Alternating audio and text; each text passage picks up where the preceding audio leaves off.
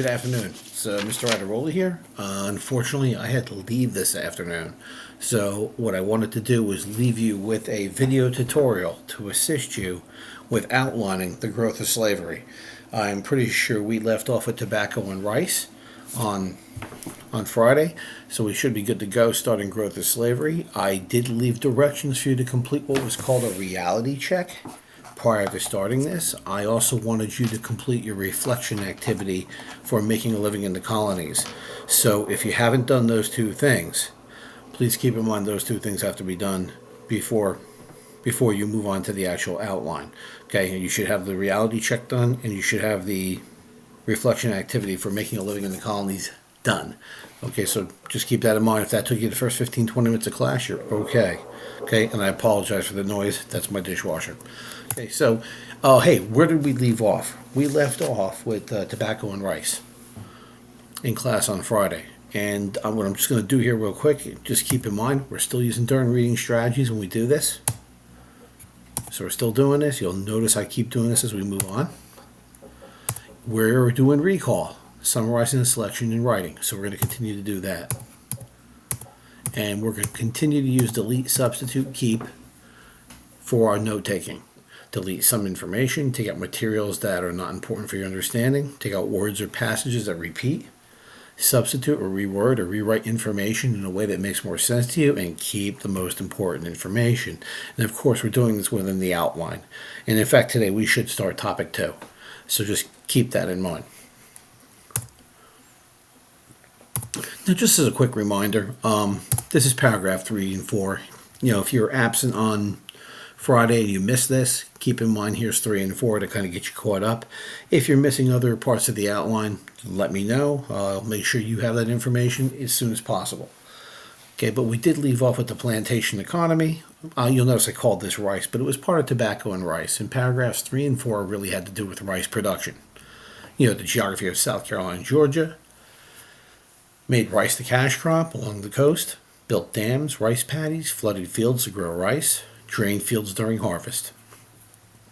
That was paragraph 3. Paragraph 4 is work hard, stand in knee-deep mud, blazing sun, insects, use slave labor, which we're going to talk about more today. Rice made more profits than tobacco, which made it popular in Europe. So by the 1750s, South Carolina and Georgia were the fastest growing economies. They also had some of the most slaves, which is why growth of slavery is actually part of this lesson. So, hey, let's move on to that. And just really quick, take a look at these colonies and look what they produced. And I think you get the impression that what's really driving the South, it's plantation economy.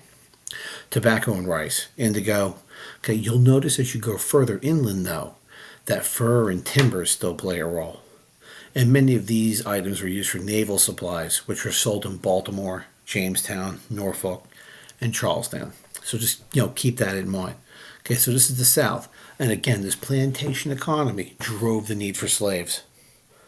And it explains why you had so many slaves in the South. So, hey, let's get to that right now. Okay, so you know what to do. The first thing you're going to do is read. So I'm going to do this either 1 or 2 paragraphs at a time, and then I'm going to use my during reading strategies, and I'm going to summarize. So let's get started. Okay, by the time Europeans were sailing to the Americas, slavery was widely practiced in Africa. Many West African kingdoms enslaved those they defeated in war. Slave traders from Arab lands bought some of these enslaved people. Others were forced to work in gold mines or farm fields.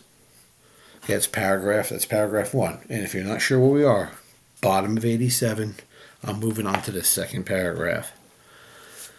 The arrival of Europeans in the Americas created a huge demand for enslaved workers. Colonists needed a larger labor force to work on their plantations. West African slave traders met this need. They sold captives they gained through wars and raids.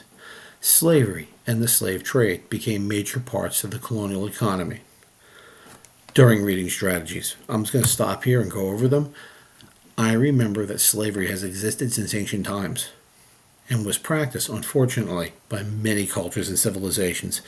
I mean, even in our own culture, going back to Greece and Rome, they had slaves. Ancient Egypt had slaves. Okay, ancient Mesopotamia had slaves. There were slaves in China. There were slaves in India. Slavery, unfortunately, has been practiced in almost every culture around the world since civilization arose. So I'm aware that this is something that we talk about Africa practicing it. Well, everyone did at one point in time.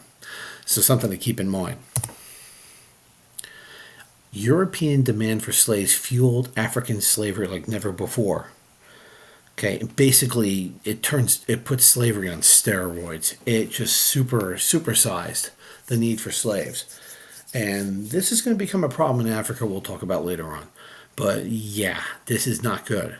This demand for slaves and the fact that Africa was willing to sell so many, not good for Africa, not good for us either. In the end, ultimately. And then finally, the chart on page 87 shows that most slaves went to Brazil and the West Indies. If you look at that chart on the top of page 87, there's a chart up there that says destination and total. And you'll notice most slaves did not come to the United States or to the British American colonies. Most went to the West Indies and Brazil. Okay, and if you're asking why, sugarcane. Sugarcane production in those places. It drove the need for slaves. And another thing, disease was pretty rampant in those places. It was pretty bad. So a lot of these numbers are people who died. So keep in mind, you're talking right there almost about 8 million people.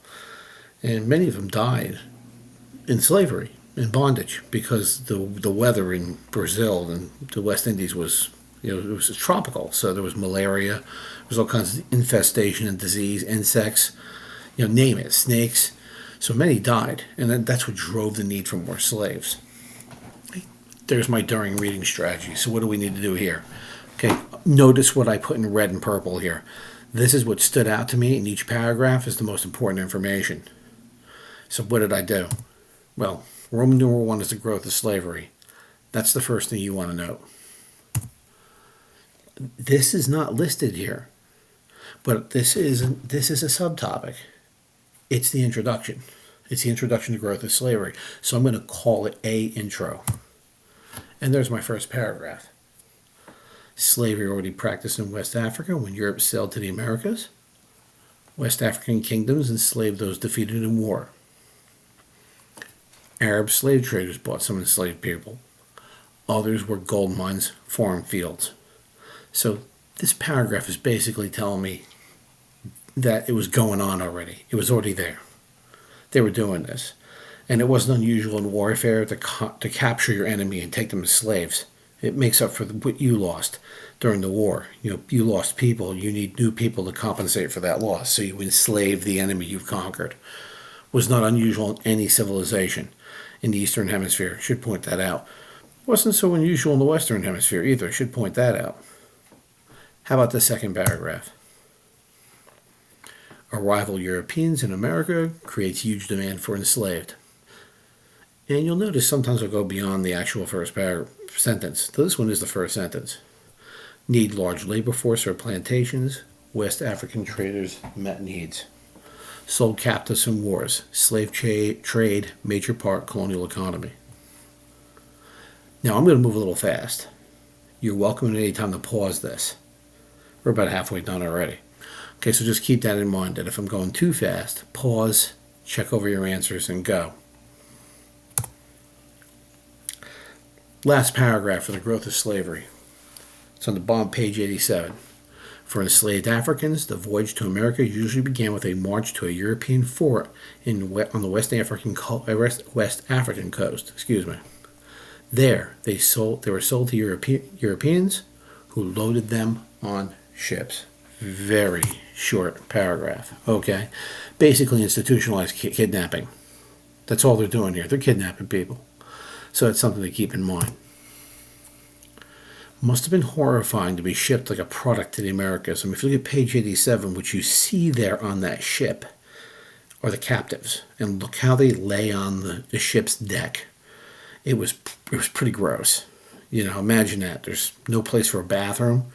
You're basically brought food around and shoved in your mouth. It must have been horrifying. I mean, that picture alone it speaks 1,000 words. So, what's important here? Real short. This is a short paragraph. Voyage for enslaved begins with march to European forts on coast. sold to Europeans, loaded onto ships. And again, if you feel the need to pause this to get the answers, you may, before you move on. I'm going to move on to the Middle Passage. We're doing pretty good here.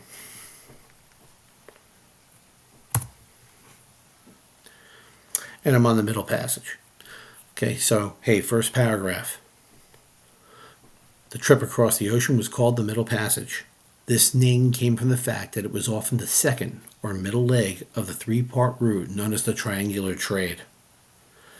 People called this route triangular because, as the ship traveled between their destinations, their paths formed the three sides of a triangle, which you can see in the picture. Alright, so it's the second or middle part of the trade route. That's how it got its name. And again, the caption on 88 clearly shows the Europeans traded their manufactured goods, things that they made in Europe, and clothing, things they made in Europe, for slaves. Slaves were then traded for sugar, molasses, furs, tobacco, you name it, that went to Europe. So, the ships would go to Africa and bring their manufactured goods, trade with people in Africa, then take those slaves to the New World, where they'd get their sugar, their molasses, their furs, their tobacco, okay, all these natural resources, and then they bring that back to Europe to be transferred and made into manufactured goods. Kind of a vicious cycle. So, a trip across the ocean, Middle Passage. Second of a three-part route called triangular trade. Traveled three sides of a triangle. You'll notice this is subtopic B. We should notice that right off the bat. Trip across the ocean called Middle Passage. Second part, three-part route. Triangular trade. Ships travel to three destinations. Shaped like triangle. Real simple. And again, if you need to pause. Notice we moved on to subtopic B already. We only got C and D left and we're done. Last two paragraphs. The Middle Passage was a terrible ordeal. Chained together for more than a month, prisoners could hardly sit or stand. They received little food or water. Africans who died or became sick were thrown overboard. Those who refused to eat were whipped. Paragraph 2. Paragraph 3. Those who survived the Middle Passage faced another terror when they reached the American ports, the slave market. There they were put up for sale as laborers to plantation owners. And that sounds rather gruesome, very gruesome. I don't know if I could do this. I don't know if I would have survived. I don't know. I sit there and think about what they went through. I don't think I could have done that. So last two paragraphs. Again, this is paragraph 2. Terrible ordeal, chained together for a month, could not sit or stand, received little food, water. Some died, became sick, thrown overboard. Those who refused to eat were whipped. Survivors, paragraph 3. Survivors faced another terror in the American ports, sold to slave markets, sold as laborers for plantations. Done. That brings us to life as a slave, which we're going to cover tomorrow. Okay, so there you go. This is where I expected to get to today. Okay, again, if you need to pause this and review it or check it out, go right ahead. But otherwise, if you get to here today, you're doing well. If you get to here, you're going to work on the Ed puzzle I assigned about colonial regions. Please be respectful to the sub and work on that. I'd really appreciate it. Okay, there's your triangle trade, in case you'd like to know what it looked like. And I like this map as it goes into more detail. I will pick up from this map tomorrow, in case you'd like to know more about it. Here's the slave coast. This is a slave fort. This is on Banks Island, operated until the 1800s. It managed slave trade for centuries, which is kind of sick. There's your slave coast, where the slave ports were in West Africa. You can see even certain parts of it indicate where slaves are primarily traded. And here's that really disturbing picture. This is a larger version of it. And actually, we'll pick up from here tomorrow. This is where we're going to pick up from. But you'll note that 292 slaves in one ship, 130 stowed under the shelves of the ship. They didn't even have a place. There was like they were looking at a roof above them that was like almost like being in a coffin. And additional slaves were stowed below decks in spaces no higher than 3 feet 7 inches. took 20 days to a month across the Atlantic when the ship. Yeah, I couldn't even imagine. So, thought you'd like to take a look at how they actually did this. And hey, we're done. Again, start the Ed puzzle if you're finished with everything else. And I will see you tomorrow. Have a good night.